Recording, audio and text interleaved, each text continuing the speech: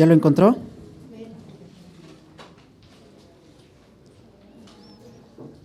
Todos vamos a ponernos de pie, por favor, mis hermanos. Todos, desde los más niños hasta los más grandes, en señal de solemnidad a la palabra de Dios. Habacuc capítulo 3, verso 2. Dice el profeta: Oh Jehová, he oído tu palabra y temí, oh Jehová. Aviva tu obra en medio de los tiempos. En medio de los tiempos hazla conocer. En la ira acuérdate de la misericordia. Vamos a darle lectura otra vez. Oh Jehová, he oído tu palabra y temí, oh Jehová. Aviva tu obra en medio de los tiempos. En medio de los tiempos hazla conocer. En la ira acuérdate de la misericordia. Padre, gracias por tu palabra. Porque realmente como iglesia, Señor, a veces nos hace falta temer más. Temerte más, Señor. Y tu palabra es basta en enseñarnos tu temor. Gracias, Señor, te damos. Háblanos a través de ella y te bendecimos por tu palabra. En el nombre de Jesús. Amén. Amén. Puede tomar su asiento.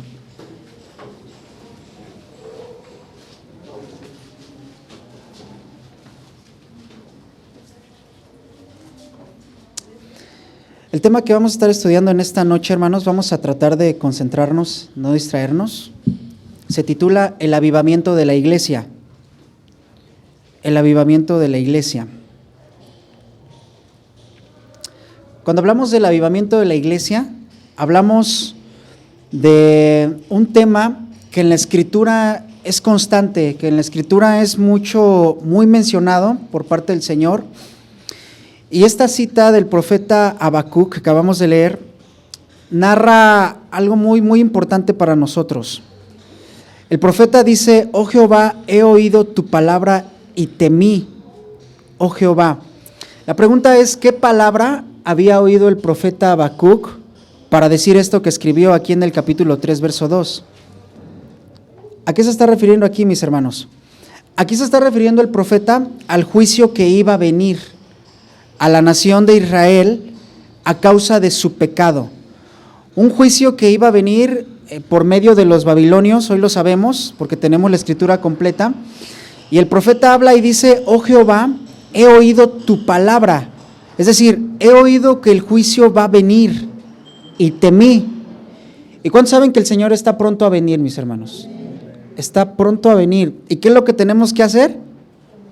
Temer, hermanos.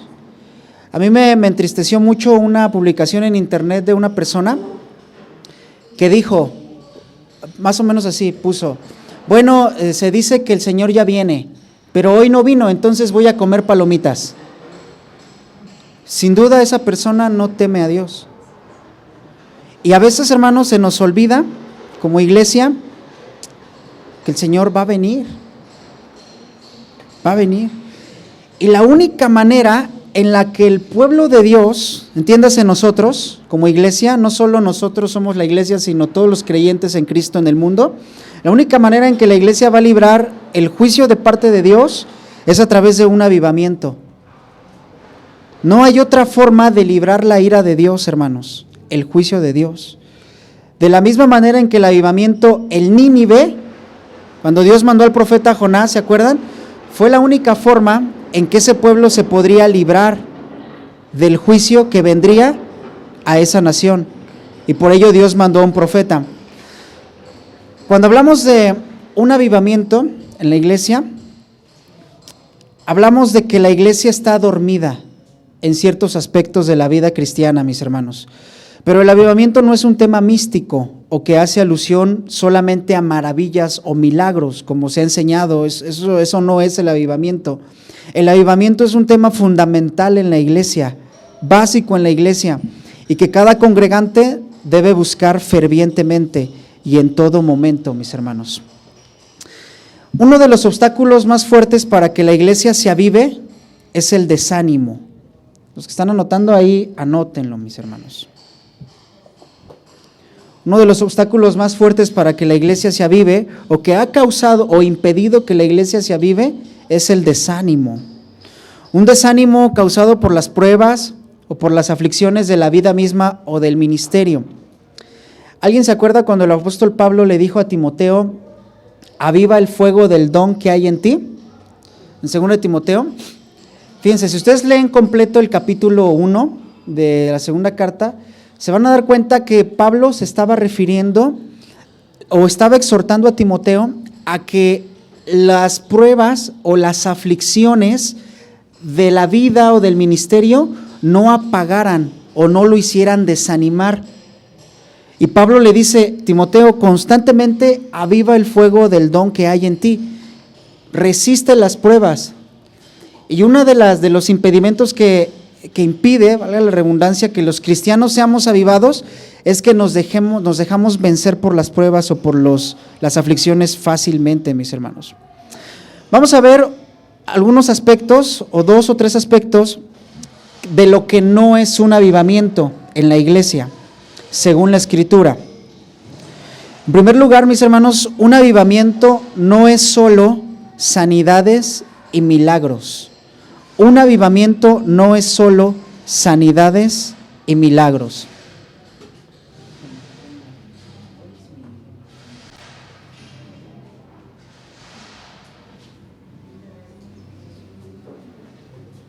Un avivamiento no es solo sanidades y milagros. Sería un error, mis hermanos, reducir la palabra avivamiento solamente a una campaña de sanidades y milagros. Jesús sanó a personas, ¿cierto? Como nunca antes se vio en Israel cuando Él estuvo en esta tierra. Pero eso, a Él, el Señor Jesús a eso no le llamó avivamiento. El Evangelio de Marcos, si ustedes lo leen, lleva el propósito de destacar que la labor primordial de nuestro Señor Jesucristo fue la predicación del Evangelio. No fue la sanidad y no fueron los milagros. Vamos al Evangelio de Marcos, capítulo 1, verso 32. Vamos a buscar rápidamente para ir avanzando, mis hermanos. Marcos, capítulo 1, verso 32.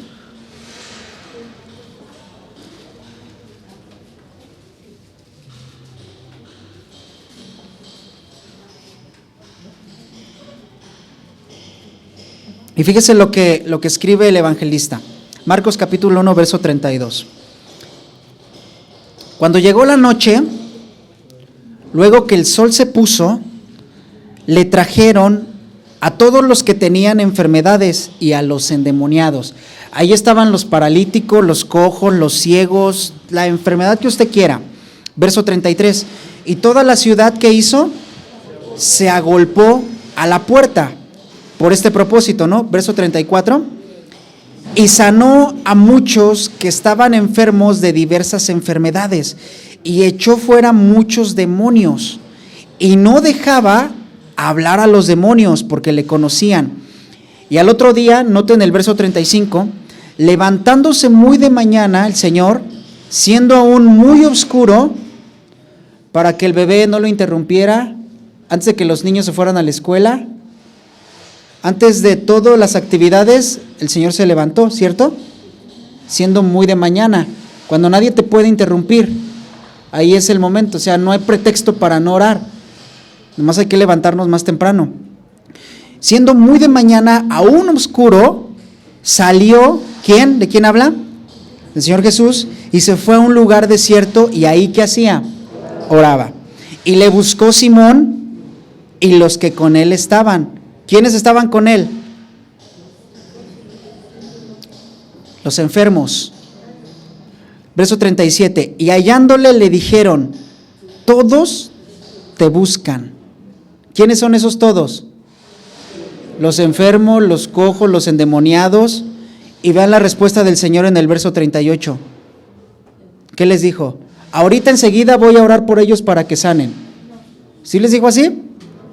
Vamos a los lugares vecinos para que predique también allí, porque para esto ha sido enviado o para esto he venido.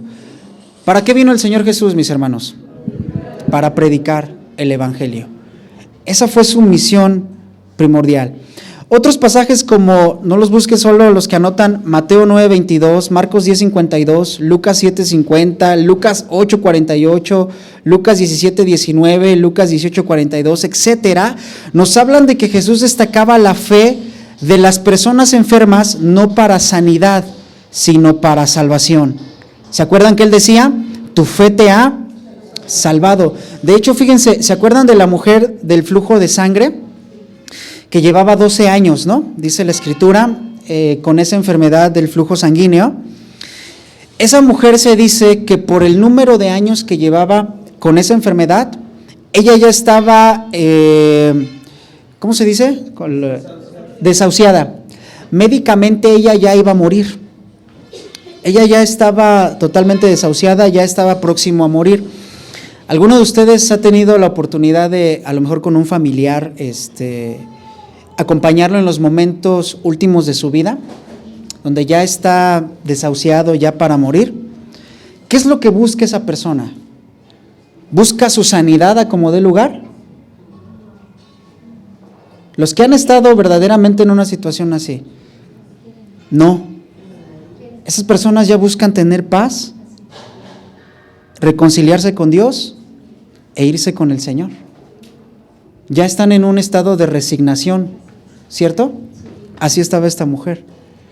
Esta mujer no buscó a Jesús para ser sanada, lo buscó para tener la salvación, para reconciliarse con Dios y para morir en paz. Sin embargo, como regalo, el Señor Jesús ve su fe, ve su propósito y no solo le dio la sanidad, sino la salvación, el mayor regalo, como una señal de que Jesucristo era la salvación y la vida, ¿no? Esto nos habla que no nos debemos acercar a Dios con esa intención solamente, hermanos. El avivamiento no es solamente sanidades o milagros. ¿Qué más no es el avivamiento? El avivamiento no es la innovación, por ejemplo, de ritmos musicales en la alabanza, ¿no? Que se dice que tal ritmo o tal estilo de música se innovó porque están en un avivamiento. Eso no es el avivamiento. Mucho menos es el surgimiento de nuevas revelaciones o nuevas profecías. No es el surgimiento de ministerios o iglesias que abrazan la modernidad del mundo para introducirla en la iglesia. Eso tampoco es el avivamiento. Vamos a ver qué es el avivamiento, mis hermanos. Y el Señor nos va a hablar. Vamos a regresar ahí a Habacuc, capítulo 3, verso 2. Habacuc, capítulo 3, verso 2.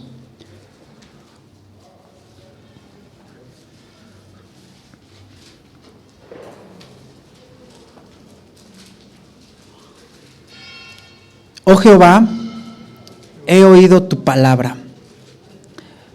¿Qué palabra había oído Habacuc, hermanos?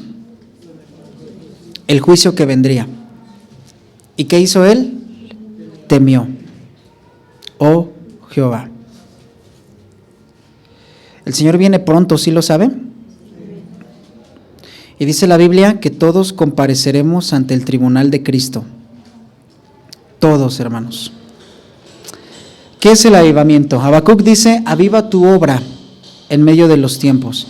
La palabra aviva viene de una palabra hebrea que significa reavivar. También significa despertar, reanimar, resucitar, vivificar. Pero fíjense, también significa, esta palabra avivar, significa sostenerse y ser constante. Sostenerse y ser constante. Fíjense lo que estaba diciendo el profeta Habacuc: Señor, aviva tu obra. Aviva tu obra, es decir, reaviva. Ahora, aquí cuando dice tu obra, se refiere al pueblo de Israel, que es la obra de Dios. Está diciendo Habacuc, aviva a tu pueblo, Israel. Aviva específicamente, los que conocen la historia, la nación del sur, a Judá y Benjamín. Aviva a tu pueblo, resucítalo, reanímalo, despiértalo, Señor, vivifícalo. pero también sosténlo y manténlo constante.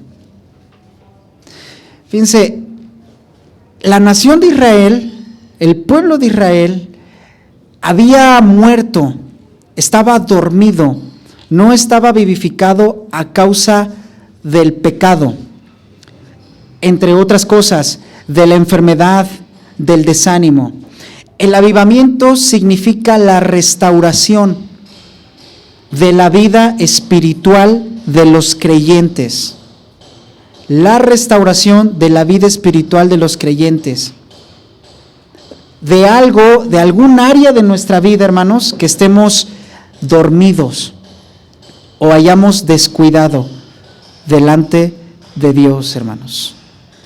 Un avivamiento es un renacer a la obediencia a Dios. Renacer a la obediencia a Dios. ¿Qué más es un avivamiento según este pasaje? Un despertar a oír la voz del Espíritu Santo que te habla cada momento y en cada circunstancia de la vida. ¿Cuántos han dejado de oír al Espíritu Santo en su vida? Tristemente cristianos que no saben qué es eso. Oír la voz del Espíritu Santo. Cuando lees la palabra, cuando oras. Dijo Jesús que sus ovejas oyen su voz y lo siguen porque lo conocen. ¿Conocen la voz del Maestro, mis hermanos? Porque si no, necesitamos ser avivados. Cuando el Señor Jesús dijo que los afanes de esta vida ahogaban la fe, ¿se acuerdan? Es algo similar a la relación con el Espíritu Santo, porque la fe viene al creyente a través del Espíritu Santo. ¿Por qué? La fe viene por el oír, y el oír la palabra de Dios, y es el Espíritu Santo el que abre nuestro corazón y nos convence de pecado a través de la exposición de la palabra de Dios. El dejar de oír al Espíritu Santo es la causa de que nosotros como cristianos tomemos malas decisiones en la vida. Es la causa de que metamos la pata, como se dice. Es la causa número 1 de la falta de sabiduría. Dejar de oír al Espíritu Santo. Porque estamos alejados de la verdad de Dios, a la que nos guía el Espíritu Santo, mis hermanos. Fíjense lo que dice el profeta Habacuc. Aviva tu obra en medio de los tiempos. Aviva, como lo dijimos, significa despertar. La columna vertebral de un avivamiento, hermanos, es el arrepentimiento. La convicción de pecado. La convicción de pecado por parte de la iglesia, hermanos. No se le puede llamar avivamiento a nada que no tenga que ver con el arrepentimiento. Si no hay arrepentimiento, no hay avivamiento, hermanos. En un avivamiento verdadero, los cristianos se ven y se sienten tan pecadores que muchas veces nos parece imposible que Dios nos acepte. ¿Cuántos se han sentido así? Con pena, ay, Señor, híjole, indignos totalmente. Indignos. Por eso esa actitud que expone la doctrina de que tú eres hijo del rey y tienes derecho es totalmente antibíblica, porque te hace caminar con un orgullo y con una seguridad que se opone totalmente a la condición que Dios nos quiere, la humildad y la sumisión a Él. Es una falsa arrogancia que ofende a Dios. Esa actitud ofende a Dios realmente, hermanos. Un cristiano que no vive diariamente en esta condición necesita ser avivado, despertado y convencido de su pecado. No está oyendo al Espíritu Santo que le dice arrepiéntete. Sin avivamiento, hermanos, sin arrepentimiento, la iglesia, y cuando digo la iglesia me refiero a todos, ministros, servidores, congregantes, etcétera, sin avivamiento, sin arrepentimiento, la iglesia pierde su propósito. No hay propósito. Y perdemos la misión que tenemos en esta tierra. ¿Cuál es la misión que tenemos en esta tierra, hermanos? ¿Cuál es el propósito? ¿Para qué vino el Señor Jesús? Predicar el Evangelio.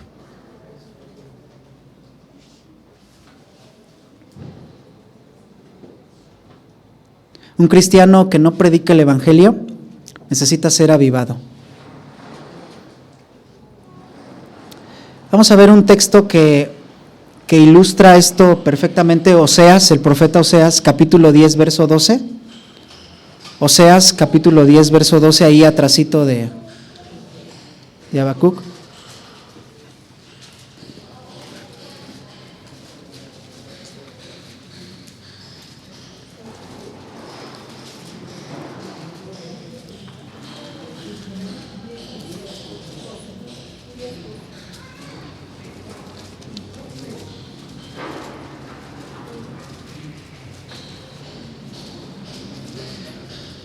Le dice el profeta a la nación de Israel también: sembrad para vosotros en justicia, segad para vosotros en misericordia. Note lo siguiente: haced para vosotros ¿qué? Barbecho, porque es el tiempo de buscar a Jehová. ¿De qué es tiempo, mis hermanos? De buscar a Jehová, hasta que venga y os enseñe justicia. Haced barbecho significa abrir el corazón. Es tiempo de abrir nuestro corazón y es tiempo de buscar a Jehová. ¿Qué es lo que hace que la iglesia, hermanos, no esté avivada? Muchos pecados, muchas circunstancias.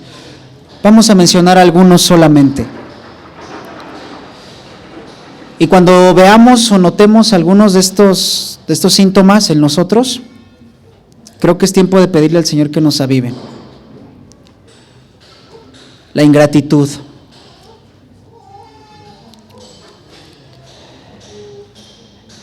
Hemos dejado de dar gracias al Señor por sus bondades. Un cristiano verdadero debe enumerar literalmente los actos de bondad de Dios para con nosotros. Aun cuando andábamos en pecado lejos de Él, y probablemente por esos pecados no hemos sido lo suficientemente agradecidos, porque Él ya nos perdonó. Esa actitud de ser desagradecidos con Dios no nos permitirá estar avivados delante de Dios en humildad y sencillez de corazón. Vamos a buscar Deuteronomio capítulo 8, verso 6. Deuteronomio 8, verso 6.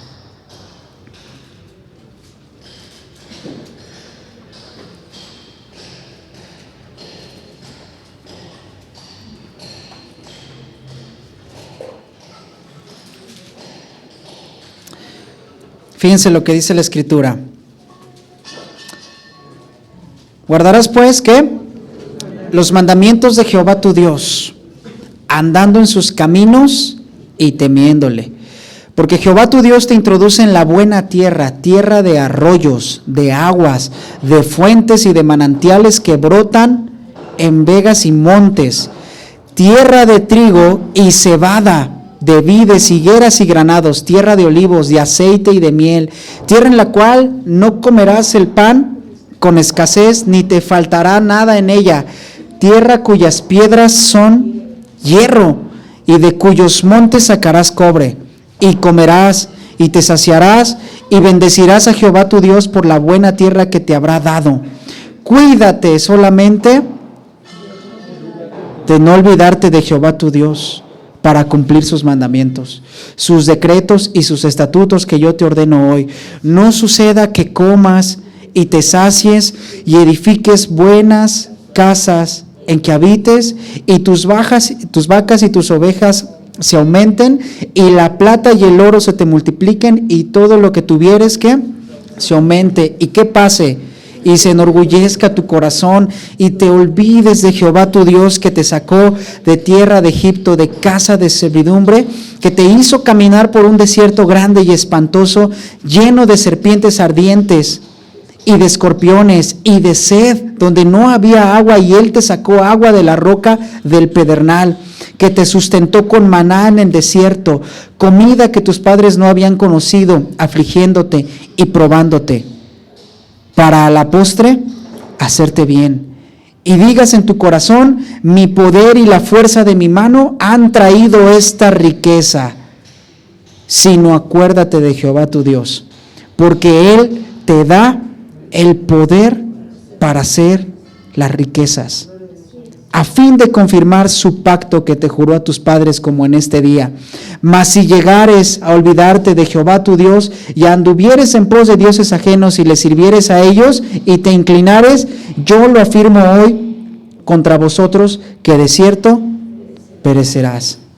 Como las naciones que Jehová Dios destruirá delante de vosotros, así perecerás, por cuanto no habréis atendido a la voz de Jehová vuestro Dios. Un pueblo malagradecido, que se olvidó del Señor, que se olvidó de que Él le dio el poder de hacer riquezas. Qué texto también tan mal interpretado en nuestros días, ¿verdad? En el que se imparte una unción para hacer riquezas, con fundamento en estos textos. Pero la simple lectura contextual o corrida, pues, nos dice a qué se refiere, ¿no? Se refiere a que Dios los metió en una tierra en donde ellos pudieron enriquecerse y ser prósperos. A eso se refiere. La actitud de ingratitud, hermanos, es sumamente peligrosa en la vida de un cristiano. Si tú no te levantas y le das gracias a Dios por tu salud, por tus hijos, por la vida, necesitas ser avivado. Pero otro peligro del cual necesitamos cuidarnos es el descuido de la palabra de Dios. ¿Cuánto tiempo ha pasado que no lees tu Biblia, hermanos? ¿O te tardaste tanto en encontrar el libro del profeta Habacuc que lo sigues buscando quizá? No estamos familiarizados con nuestra Biblia.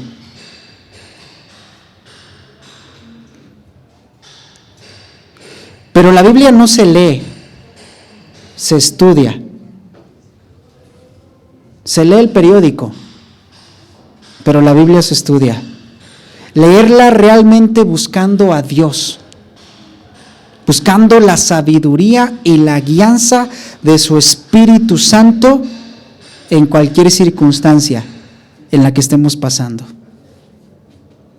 Buscando ahí la respuesta. Señor, ¿qué debo hacer, verdad? Señor, tengo este problema en mi trabajo. Señor, tengo este problema con mi vecino, con mi hermano. ¿Qué problema? ¿Qué debo hacer? Ayúdame, dame la sabiduría, la guianza. Y abres su palabra y Dios te guía a la verdad, hermanos. Si no pasas tiempo con la palabra de Dios, necesitas ser avivado. Estás dormido, mi hermano, mi hermana. Estamos dormidos. La incredulidad no le agrada a Dios. Y hablo de la incredulidad cristiana, no de la incredulidad de personas que no conocen a Dios. Dice Hebreos 11:6 que sin fe es imposible agradar a Dios. ¿Por qué, hermanos? Porque quien se acerca a Dios es necesario que se acerque creyendo que le hay y que Dios es galardonador de los que le buscan. Todo eso es Hebreos 11:6. No le agrada a Dios el tipo de oraciones o el tipo de lectura bíblica que duda de encontrar ahí.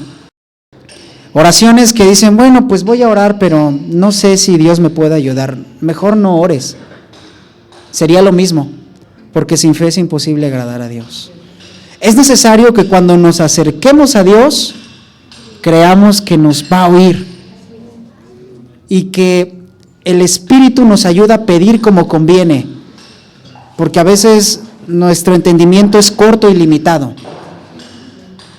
Y decirle, Espíritu Santo, voy a orar a Dios, pero ayúdame a pedir como conviene porque soy bien cabeza dura, no entiendo. Y el Espíritu te va a ayudar.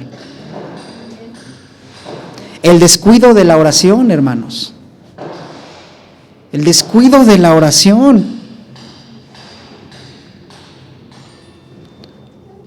U oraciones mecánicas y perezosas. ¿Dices lo mismo cada vez que oras?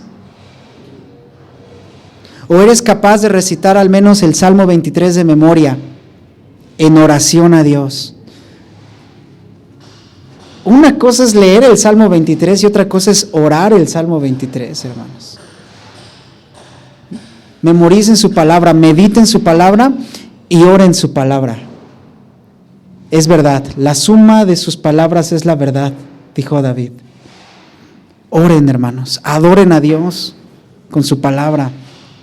O cuando ministramos aquí un canto nuevo y los directores de alabanza les dicen, adore a Dios. Usted no sale de lo mismo, te adoramos, Señor, te exaltamos, te bendecimos, eres grande, eres santo. Tenemos que ir un poco más profundo. Un poco más profundo. Digo, no el Salmo 119 de memoria, ¿verdad? Pero sería bueno que adoráramos con la palabra de Dios. No sería bueno, es la forma de adorarle, hermanos, con su palabra. Si descuidas la oración, necesitas ser avivado. Estás dormido. Algo muy triste pero cierto en la iglesia es la falta de interés en la salvación de las almas perdidas. Falta de interés en la salvación de las almas perdidas, hermanos. ¿Sabe que hay cristianos que dicen, eso es asunto de los evangelistas? Eso es asunto de los misioneros, no mío. Estás dormido.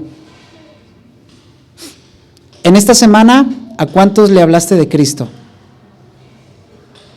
¿A cuántas personas? Si tu respuesta es 0, necesitas ser avivado. Porque una persona avivada tiene ese fuego ardiente por predicar a las almas perdidas. Híjole, sobre todo todos tenemos, Dios nos pone, hermanos, una de oportunidades. Si no tengo tiempo, pues predícale al del pollo, ¿verdad? Al de las verduras, al del chicharrón, al de la tienda. Sí, ahí mientras estás, oiga, pues Dios le bendiga. ¿Usted ha oído hablar del Evangelio de Jesucristo? Y algunos te van a decir, sí, ya he oído. Pues qué bueno, mire, pues Dios le bendiga, Dios le espera. ¿Y por qué no se ha acercado? Y empieza la plática, ¿verdad? Y Dios te da sabiduría. No, pues me desanimé y todo. No, mire, a ver, ¿me permite orar por usted? No es la intención hablar del evangelismo, pero el evangelismo es la predicación del evangelio. Pero un evangelista que predica y no ora antes de retirarse deja su trabajo incompleto. Entonces, si vas a predicar el evangelio, predica el evangelio y antes de que te retires, siempre dile, ¿me permite hacer una oración por usted? Y llévalo a los pies de Cristo. Si solo enseñas, dejas tu trabajo incompleto. Tienes que cerrar el trabajo con una oración. Decirle, ¿me permite orar por usted respetuosamente? Y te dicen que no, bueno, pues gracias, Dios le bendiga, voy a estar orando por usted, ¿verdad? Si no le predicas a la gente, necesitas ser avivado. Porque a veces es pereza, falta de interés. La iglesia está dormida, hermanos. Y aquí en la iglesia deberíamos hacer más campañas evangelísticas. Pero si no se hacen por alguna razón, Tú tienes el deber delante de Dios de predicar el evangelio. Ese no es pretexto también. ¿Saben que la iglesia ha perdido el sentido de ayudar a los hermanos? Y se ha vuelto orgullosa y envidiosa. Vamos a ver Levítico 25:35. Levítico 25:35.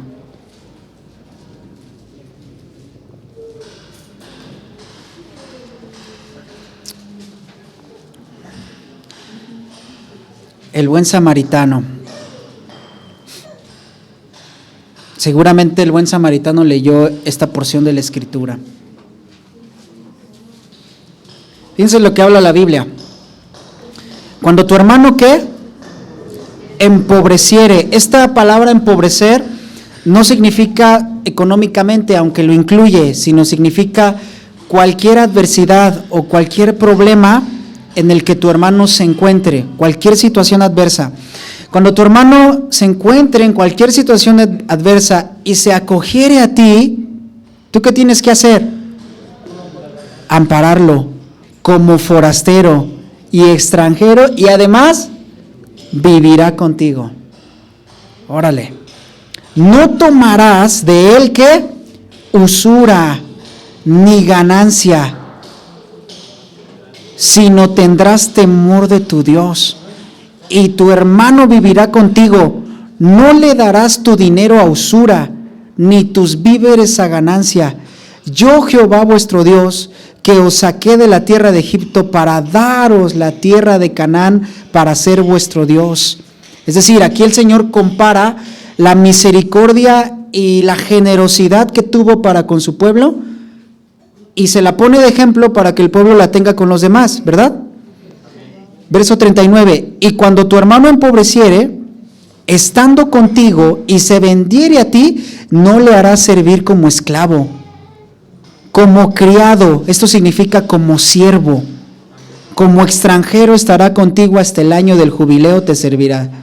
Entonces saldrá libre de tu casa, él y sus hijos consigo, y volverá a su familia, y a la posesión de sus padres se restituirá, porque son mis siervos, los cuales saqué yo de la tierra de Egipto. No serán vendidos a manera de esclavos, no te enseñorearás de él con dureza, sino tendrás temor de tu Dios. Si has dejado de ayudar al que tiene necesidad y te has vuelto insensible en tu corazón, duro en tu corazón, necesitas ser avivado. La hipocresía es un problema. El Señor Jesús usó la palabra hipócrita aproximadamente 30 veces en los evangelios. No pocas, ¿verdad?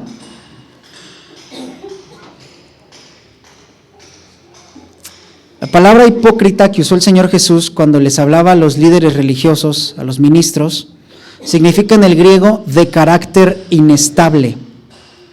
De carácter inestable. Una persona hipócrita tiene el carácter inestable. Se caracteriza por tener una actitud en parte verdadera y en parte falsa.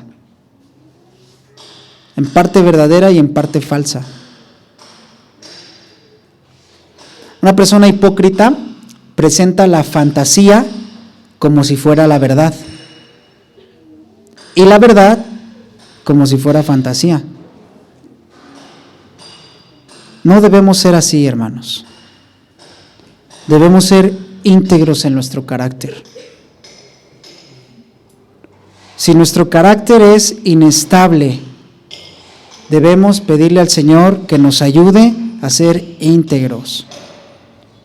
Y si somos así, inestables, y que una parte de nuestra vida es verdadera, aquí en la iglesia nos comportamos de manera correcta, de manera agradable, pero en nuestra casa no, o en nuestro trabajo somos de otra manera, hay hipocresía, hermanos. Necesitamos ser avivados delante de Dios.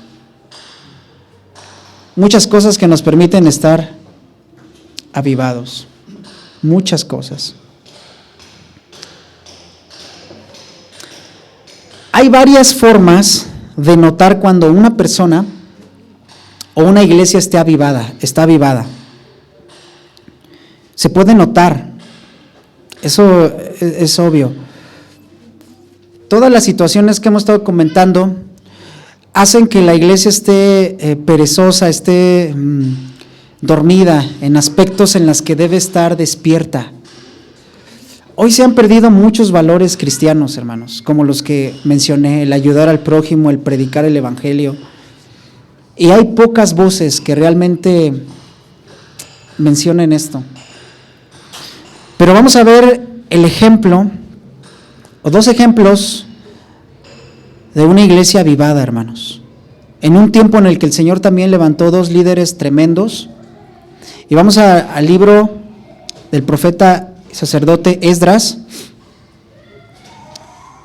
capítulo 10.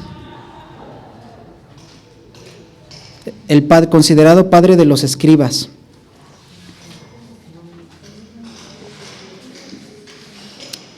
Esdras capítulo 10.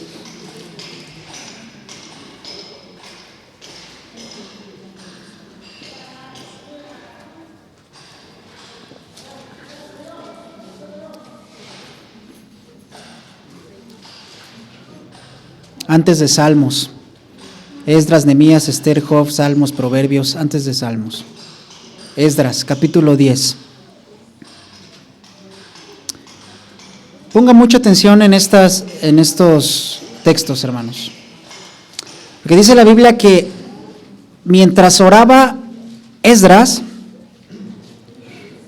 y hacía ¿qué? Confesión, llorando y postrándose delante de la casa de Dios, se juntó a él una muy grande multitud de Israel, hombres, mujeres y niños lloraban amargamente. Híjole, ¿se imaginan la oración de Esdras, hermanos? Híjole, esa es la oración de un cristiano avivado, que es capaz de contagiar a otros, hermanos, de animar a orar. Miren, yo me acuerdo como si fuera ayer, aquí lo tengo en mi mente, en mi corazón. Cuando recién llegamos al evangelio, yo tenía como 10 años, 11 años. Yo recuerdo a mi papá orando, de verdad, diario, pero con una fuerza, hermanos, que me despertaba. Y abría la cortina ahí de mi cuarto y oscuro todo todavía, pero fuerte, hermanos, clamando al Señor. Me despertaba su oración y no me quedaba más que ahí en mi cama arrodillarme y orar al Señor. Y eran unas mañanas de verdad de una presencia de Dios, en la que Dios me tocaba y me hablaba. En una de esas, un hermano me preguntó, cuando estábamos comiendo aquí de los hermanos: hermano, ¿y cómo empezó a tocar el saxofón? En una de esas veces, orando al Señor, puse un canto ya muy antiguo, en donde estaba ministrando un saxofonista, un saxoprano, y tocó mi corazón, ministró tanto mi corazón el sonido de ese instrumento, que Dios me habló y me ministró, y a partir de ahí Dios sembró esa semilla en mi corazón. Pero recordaba yo a mi papá orando así, hermanos, y no me quedaba más que arrodillarme y orar de esta manera en la que oró Esdras también. Si no somos capaces de orar de esta manera, necesitamos ser avivados en la oración. Pero fíjense esto, hermanos. Entonces, después de esto, de esta escena, imagínense a Esdras llorando y todo el pueblo llorando, postrados: Señor, perdónanos, porque esa es la temática aquí, el tema, el arrepentimiento, porque dice que hacían confesión, ¿cierto? Llorando, postrados. Entonces en el verso 2 dice que hubo uno que se levantó llamado Secanías y dijo a Esdras: nosotros hemos pecado contra nuestro Dios, pues tomamos mujeres extranjeras de los pueblos de la tierra. Mas a pesar de esto, aún hay esperanza. ¿Cuántos saben que aún hay esperanza, hermanos? Eso. Verso 3. Ahora pues, dijo este hombre arrepentido, quiero hacer un pacto. Hagamos pacto con nuestro Dios.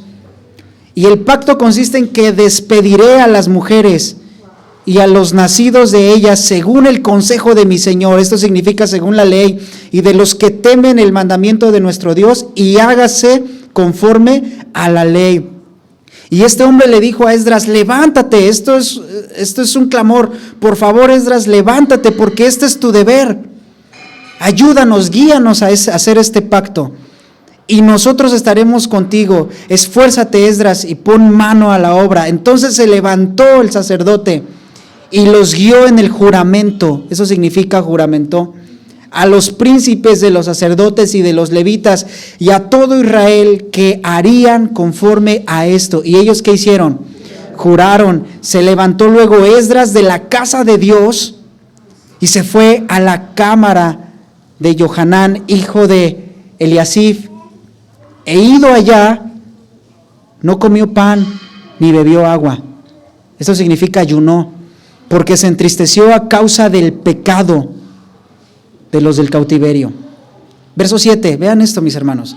E hicieron pregonar en Judá y en Jerusalén que todos los hijos del cautiverio se reunieran inmediatamente en Jerusalén, y el que no asistiera a esa reunión en 3 días, conforme al acuerdo de los príncipes, de los ancianos, ¿qué le iba a pasar? Iba a perder su hacienda, su casa. Esto es una iglesia avivada, hermanos. Y el tal, además, si no se presentaba, fuera excluido de la congregación de los del cautiverio. Así todos los hombres de Judá y Benjamín se reunieron en Jerusalén dentro de 3 días, todos, a los 20 días del mes, que era el mes 9, y se sentó todo el pueblo en la plaza de la casa de Dios, temblando con motivo de aquel asunto. Y no les importó que además, ¿cómo estaba el clima? Lloviendo, ¿verdad? Que el Señor nos hable cuando no venimos a la casa del Señor por estas cosas, por estas tonterías, diría yo. Verso 10. Y se levantó el sacerdote Esdras y les dijo: vosotros habéis pecado por cuanto tomasteis mujeres extranjeras, añadiendo así sobre el pecado de Israel. ¿Qué había pasado? Que Dios había sacado a la luz el pecado del pueblo. ¿Cómo lo sacó a la luz? En comunión con Dios, en oración, en oración. Ahora pues, verso 11, dad gloria a Jehová, Dios de vuestros padres. Dad gloria a Jehová significa denle gracias a Dios que no los haya consumido el juicio. Y haced su voluntad y apartaos de los pueblos de las tierras y de las mujeres extranjeras. Y respondió toda la asamblea y dijeron en alta voz que así se haga conforme a tu palabra. Pero el pueblo es mucho y el tiempo es lluvioso y no podemos estar en la calle, y esta obra no es de un día ni de 2, porque somos muchos los que hemos pecado en esto. Aquí lo que estaba pasando es que Esdras iba a supervisar personalmente que estos hombres echaran fuera a las mujeres extranjeras. Por eso dice, no nos vamos a llevar ni un día ni 2, es de mucho tiempo. Verso 14, sean nuestros príncipes los que se queden en lugar de toda la congregación, y todos aquellos que en nuestras ciudades hayan tomado mujeres extranjeras vengan en tiempos determinados, y con ellos los ancianos de cada ciudad y los jueces, hasta que apartemos de nosotros el ardor de la ira de nuestro Dios sobre esto. Y en el verso 15 nunca faltan, ¿verdad? Jonatán y Jaasías se opusieron a esto. ¿Y quiénes más? Ay, levitas.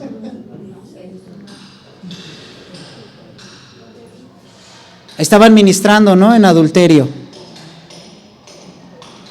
Está como aquel testimonio de que se cuenta que uno en cierta cámara legislativa de algún país se levantó y dijo que le corten las manos a los homosexuales.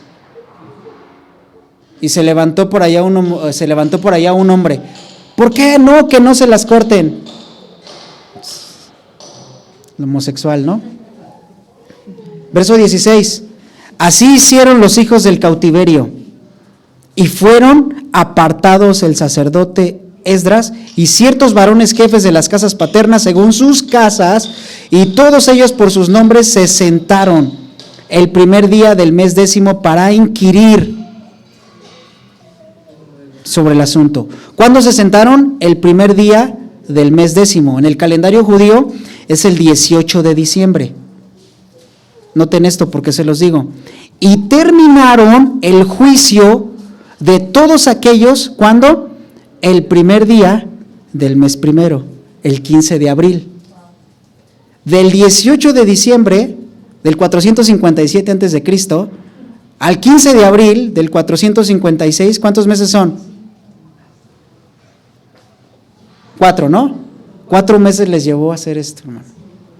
Estaban casa por casa supervisando la santidad del pueblo. Esto era una iglesia avivada. Si ustedes leen del verso 18 en adelante, se van a dar cuenta ahí, por ejemplo, lean, vamos a leer, ahí aparecen los nombres de todos los que se les encontró una mujer extranjera. Nada más lee ahí el verso 24. ¿Quiénes andaban con mujeres extranjeras? Los cantores.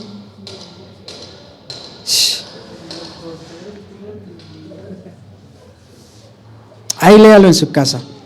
Esto era una congregación avivada, hermanos. Ahí estaban los levitas, sacerdotes, hermanos.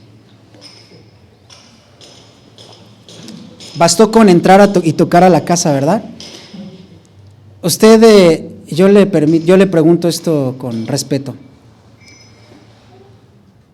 Yo no soy nadie, ¿no? Pero ¿le permitiría, por ejemplo, al pastor Daniel entrar a su casa? No responda, hermanos, no se la dé de muy santo.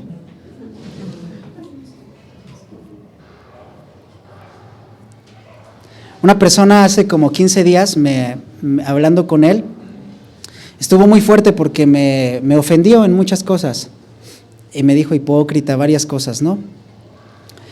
Y yo le pregunté, bueno, pues pregúntale a mi esposa. Habla con ella, le digo, te doy la libertad, te invito a mi casa a comer, le dije, que te des la oportunidad de conocerme y que el Señor juzgue, ¿no? Esta era una congregación avivada por el temor de Dios, hermanos. No les importó que lloviera y dijeron a que así sea. Se arrepintieron, ¿cierto? Y hubo un avivamiento. Y como consecuencia de un avivamiento, de un arrepentimiento y un fruto, vamos a leer allá adelante Nehemías capítulo 8, verso 1. Era una congregación ya arrepentida, hermanos. Después de que hicieron esto, nos podemos explicar textos como el que vamos a leer a continuación. Nehemías capítulo 8, verso 1. ¿Estamos ahí? Y se juntó todo el pueblo como un solo hombre. Esto significa con un mismo propósito. A ver, hermanos, una pregunta. ¿A qué venimos a la iglesia?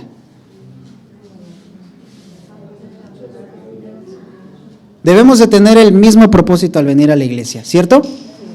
Esa es una característica de una iglesia avivada, previamente arrepentida. ¿A qué venimos a la iglesia? En primer lugar, adorar a Dios.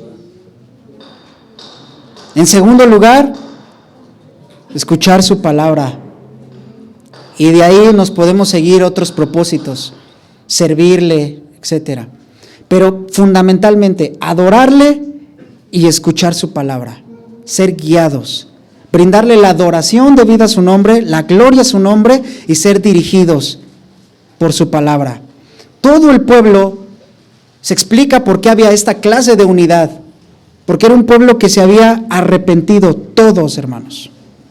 Y estaban sentados, dice el verso 1, en la plaza delante de la puerta de las aguas, y le dijeron a Esdras el escriba que trajese el libro de la ley de Moisés. Este pueblo no era como el del desierto, ¿no? Que le pidió un becerro. Este pueblo le pidió la ley. Y el sacerdote Esdras trajo la ley delante de la congregación, así de hombres como de mujeres, no había distinción, y de todos los que podían entender, el primer día del mes séptimo. Y Esdras, ¿qué hizo? Leyó el libro delante de la plaza que está delante de la puerta de las aguas, desde el alba, ¿hasta cuándo? 6 horas aproximadamente, hermanos. 6 horas. En presencia de hombres y mujeres y de todos los que podían entender. Y los oídos de todo el pueblo estaban, ¿qué? Atentos al libro de la ley. Y el escriba Esdras estaba sobre un púlpito de madera. Esto es una plataforma de madera que habían hecho para ello. Y junto a él estaban Matatías, Sema, Anías, Urías, Hilcías, Masaías, a su mano derecha, y a su mano izquierda, Pedaías, Misael, Malquías, Alzum, Asbadana, Zacarías y Mesulam, 14 personas en total, si las contó. Abrió pues Esdras el libro a ojos de todo el pueblo, porque estaba más alto que todo el pueblo. Y cuando lo abrió, todo el pueblo, ¿cómo estuvo? Atento, hermanos, atento. Y cuando pasaron estas 6 horas, bendijo entonces Esdras a Jehová, Dios grande, y todo el pueblo respondió, amén, amén, amén. No a todo decía amén este pueblo, ¿verdad? Alzando sus manos, ¿qué hizo el pueblo? Se humilló. Y enseguida adoraron a Jehová, inclinados a tierra. Esta es una iglesia avivada, la que muestra reverencia a su palabra, respeto a su palabra, la que entiende lo que Dios le quiere decir, se humilla y le adora, inclinado a tierra, además dice, porque hoy unos ya oran desde la comodidad de su cama. Quisiera revisar sus rodillitas para ver qué tal de encallecidas están. ¿Sabían que Santiago, el hermano del Señor que escribió la carta, que no fue apóstol, él se convirtió después de que el Señor resucitó? Cuentan las crónicas de los héroes de la fe que cuando él murió y estaban preparando su cuerpo, le vieron sus rodillas y estaban literalmente encallecidas, como otra capa de piel. ¿Cómo andan nuestras rodillas, hermanos? No se trata de una actitud de lastimarse, ¿no? Sino del corazón. Propósito de que la iglesia esté avivada. Hechos capítulo 2. Vamos apurándonos, mis hermanos. Propósito de que la iglesia esté avivada. Hechos capítulo 2. Vamos rápido ahí.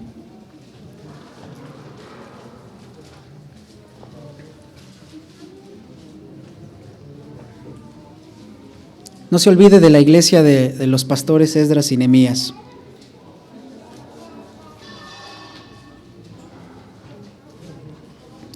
Cuando llegó el día ¿de qué? Del Pentecostés. El Pentecostés era la fiesta que duraba de 50 a 52 días, que se llevaba a cabo entre la fiesta de los panes sin levadura y la fiesta de las primicias. El Pentecostés iniciaba inmediatamente después de la Pascua, la que celebró el Señor Jesucristo como la última cena conocida. Entonces, cuando llegó el día del Pentecostés, dice que estaban todos como juntos, como el tiempo de Esdras, ¿se acuerdan? ¿Qué significa estar unánimes? Con un mismo propósito. ¿Cuál es el propósito? Adorar a Dios, escuchar su palabra. Ellos estaban unidos para eso. Verso 2. Y de repente, esto significa sin que ellos lo esperaran, vino del cielo un estruendo. Esa frase vino del cielo me recuerda cuando el Señor Jesús se bautiza, ¿verdad? ¿Y qué vino del cielo? El Espíritu Santo, en forma no de paloma, como de paloma. Y dice que vino del cielo un estruendo, significa un fuerte sonido, como si lloviera, imagínense como si esos truenos buenos, ¿verdad? Algo así pasó. Y pasó como un viento recio que soplaba. ¿Se acuerdan cuando el Señor Jesús resucitó y que los discípulos estaban espantados? ¿Y qué hizo el Señor Jesús cuando los llamó? ¿Alguien se acuerda qué dice? Sopló sobre ellos y les dijo: reciban al Espíritu Santo. ¿Se acuerdan? A eso está haciendo alusión aquí. El cual llenó toda la casa en donde estaban en una casa, ¿verdad? Si les interesa la historia, se dice que era la misma casa en donde fue la última cena, pero bueno, estaban ahí sentados. Verso 3, y se les aparecieron, ¿qué? Lenguas repartidas. Aquí sí dice lenguas, aquí no dice como lenguas. Lenguas repartidas como de fuego, lo cual significa súbitamente, asentándose sobre cada uno de ellos, y fueron todos llenos del Espíritu Santo. ¿Quiénes son esos todos? ¿Quiénes son esos todos? ¿Cuántos eran? ¿Se acuerdan? 120, más los algunos que se hayan agregado, aproximadamente. Todos ellos fueron llenos del Espíritu Santo y comenzaron a hablar en otras lenguas, según el Espíritu les daba que hablasen. Ya hemos enseñado que estas lenguas significan otros idiomas, otros lenguajes. Ahora, esto tenía que haber testigos de esta situación, porque algo tenía que dar fe de todo esto. Y dice en el verso 5, que moraban entonces en Jerusalén judíos, varones piadosos de todas las naciones bajo el cielo. Y cuando vieron este estruendo tan tremendo, tan inusual, se juntó la multitud, tantos espantados, ¿verdad? ¿Qué pasó, verdad? Este rayo, ¿qué onda? Y estaban confusos, porque además cada uno les oía hablar, ¿en qué? En su propia lengua. ¿Qué lenguas? Extranjeras. Y estaban atónitos y maravillados. ¿Quiénes? ¿Quiénes estaban atónitos y maravillados? Los judíos, los testigos, diciendo: mirad, ¿no son galileos todos estos que hablan? Es que los galileos, hermanos, tenían fama de ser ignorantes, de ser una región falta de cultura, y dominando también un idioma, como el inglés, el italiano, el latín, lo que sea. Entonces ellos se espantaron y decían: ¿es que no son galileos? Todos los apóstoles eran galileos. Verso 8. ¿Cómo pues les oímos nosotros hablar cada uno en nuestra lengua en la que hemos nacido? Lenguas como partos, como medos, elamitas, y los que habitamos en Mesopotamia también hablan ese idioma. En Judea, en Capadocia, en el Ponto y en Asia, hasta chino hablaban ahí.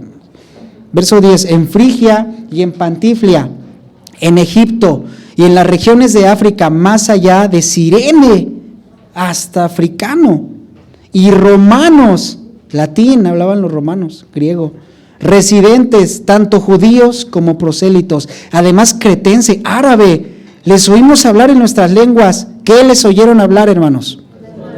Las maravillas de Dios. Aquí, maravillas de Dios en el original no se tradujo así. La traducción original es: les oyeron hablar la obra de Cristo. Eso está en el original. Les oyeron hablar la obra de Cristo. Por eso mismo dice el verso 12 que ellos estaban, ¿qué? Atónitos y perplejos, diciéndose unos a otros: ¿qué quiere decir esto? ¿Por qué? Porque ellos no sabían la obra de Cristo. Mas otros que los oían hablar de la obra de Cristo, ¿qué decían? Están borrachos. Están borrachos, no por el idioma, sino ¿por qué? Por el mensaje que ellos estaban hablando, el mensaje de la obra de Cristo. Les pareció un mensaje digno de un borracho. a ellos.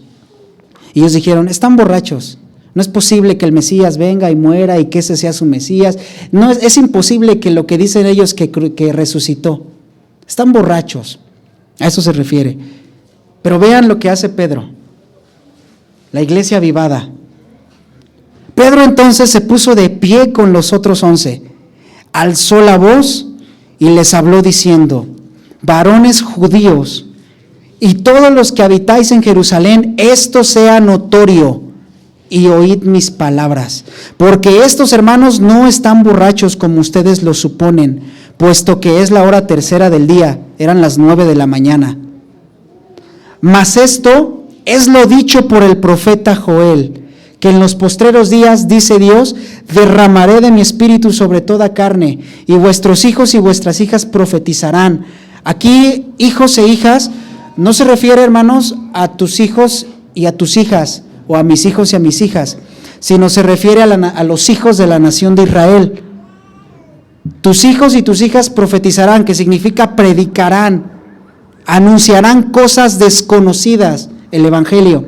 Vuestros jóvenes verán visiones, vuestros ancianos soñarán sueños, y de cierto sobre mis siervos y sobre mis siervas en aquellos días derramaré de mi espíritu y profetizarán, y daré prodigios arriba en el cielo y señales abajo en la tierra, sangre y fuego y vapor. Esta es una declaración de guerra. Habrá guerras por la predicación del evangelio y divisiones. Verso 20, el sol se convertirá en tinieblas y la luna en sangre, antes que venga el día del Señor, grande y manifiesto. Y todo aquel que invocare el nombre del Señor será salvo. Les recuerda a los judíos esa promesa que estaba escrita desde los tiempos antiguos de Joel, pero a continuación les explica y Pedro les testifica, quizá en su idioma, quizá en otro, no sé, lo que los demás 119 discípulos estaban diciendo en otras lenguas extranjeras, por lo que ellos les llamaron borrachos.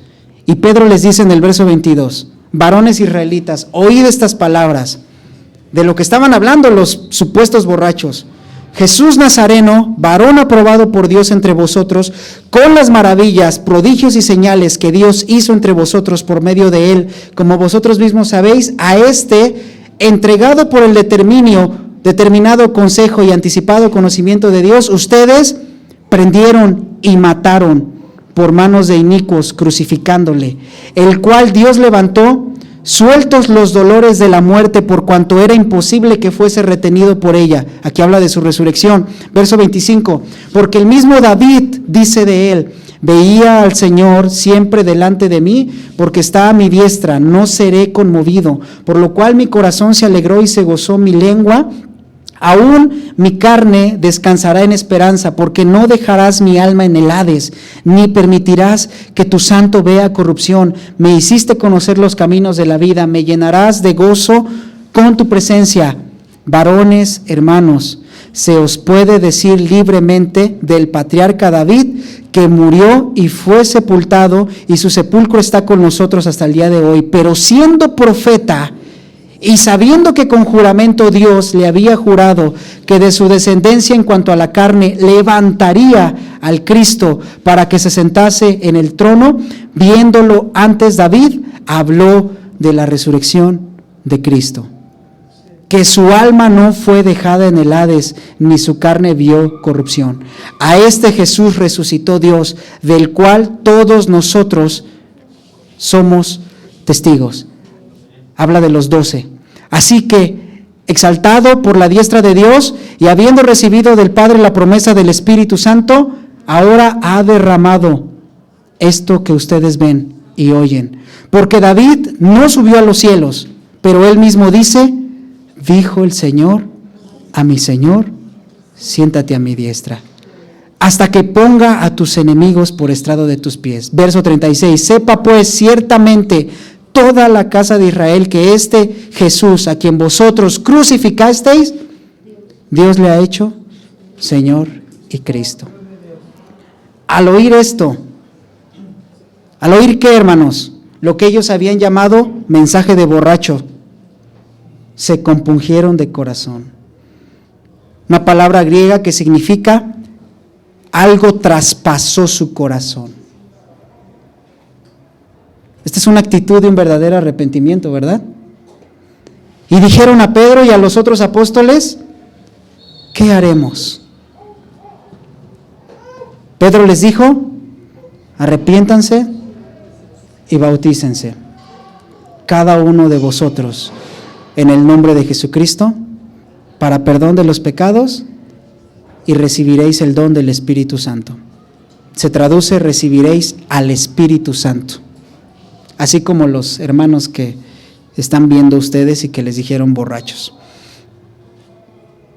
Porque para vosotros es la promesa, y para vuestros hijos, y para todos los que están lejos, y para cuantos el Señor nuestro Dios quisiera. Y con otras muchas palabras Pedro testificaba y les exhortaba y les decía, sean salvos de esta perversa generación, iglesia. Así que los que recibieron su palabra, ¿qué hicieron? Fueron bautizados. Y se añadieron aquel día, ¿cuántos? Como 3,000. Ya eran aproximadamente 3,120, ¿verdad?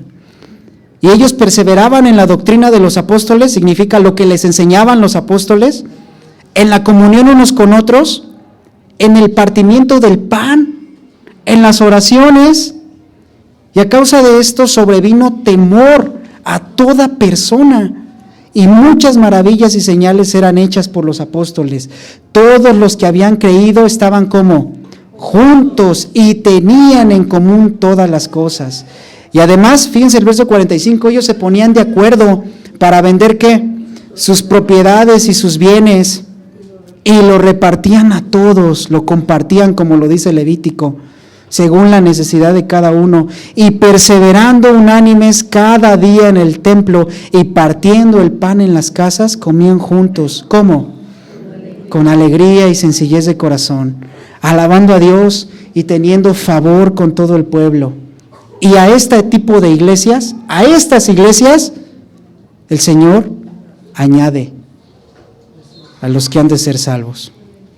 Pues cómo no, ¿verdad? ¿Cómo no? Esa es nuestra función y nuestro propósito, hermanos. Una iglesia avivada. El avivamiento comienza por la verdadera unidad en la iglesia, pero la iglesia somos cada uno de nosotros, ¿no? Y cada uno de nosotros tenemos nuestra responsabilidad delante de Dios. El Señor viene pronto, como lo dijo Habacuc. Y la única forma de que libremos el juicio y hagamos nuestra función como iglesia y prediquemos el Evangelio es estar siendo avivados constantemente por el Señor. Es algo que debemos de orar, lo que cantamos hace rato, avívanos, Señor.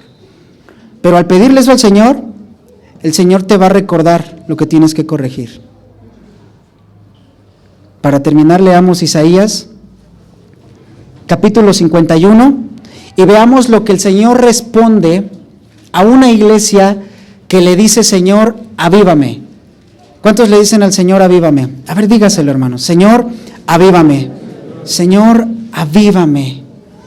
Aviva tu obra en medio de los tiempos. Y vaya qué tiempos estamos viviendo. Isaías 51, verso 9.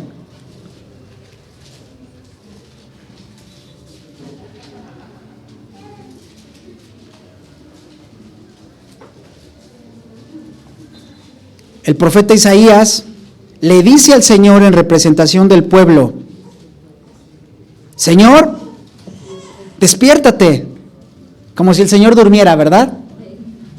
Señor, despiértate, vístete de poder, oh brazo de Jehová, despiértate como en el tiempo antiguo, en los siglos pasados. Señor, ¿no eres tú el que cortó a Rahab? Aquí Rahab es Egipto. ¿No eres tú el que cortó a Egipto y el que hirió al dragón? El dragón representa las naciones de las que Dios protegió al pueblo.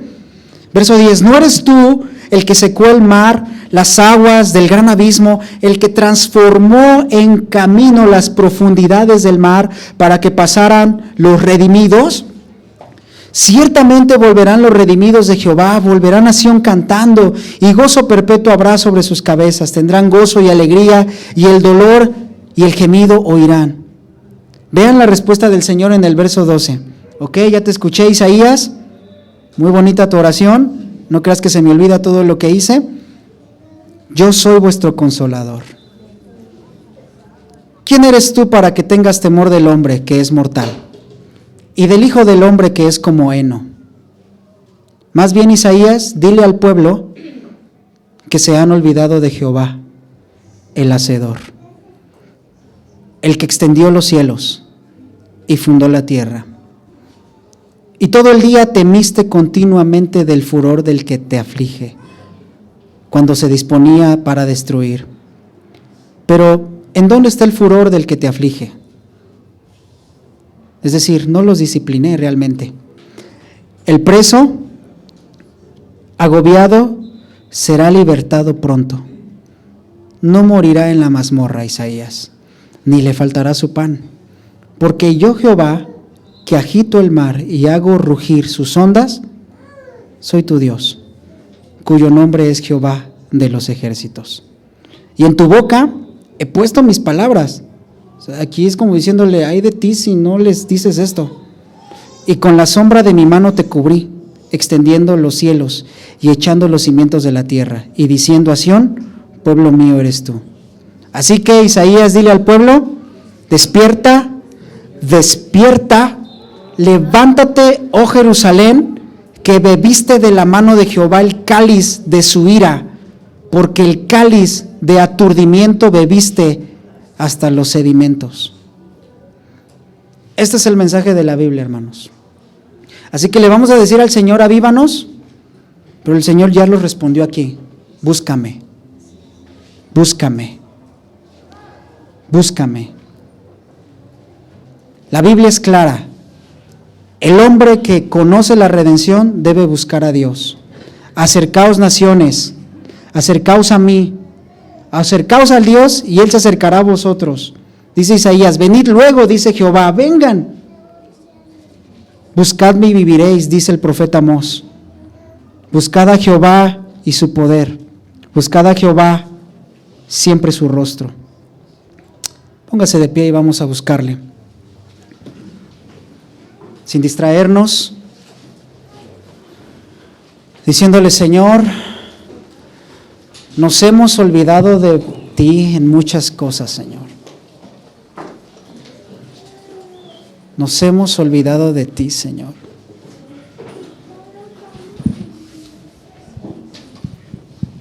Avívanos, Señor. Avívanos, Señor.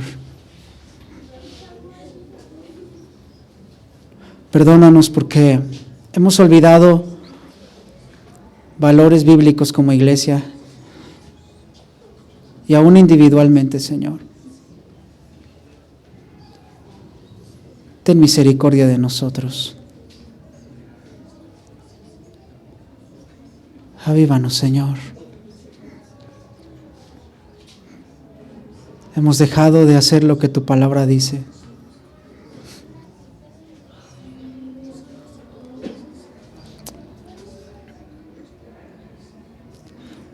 Queremos ser una iglesia como la del libro de Hechos, Señor. Pero para eso necesitamos ser avivados, estar unánimes, entender el propósito, que es adorarte, Señor.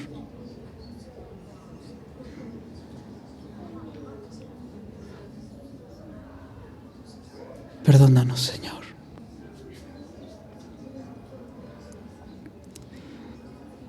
Perdónanos.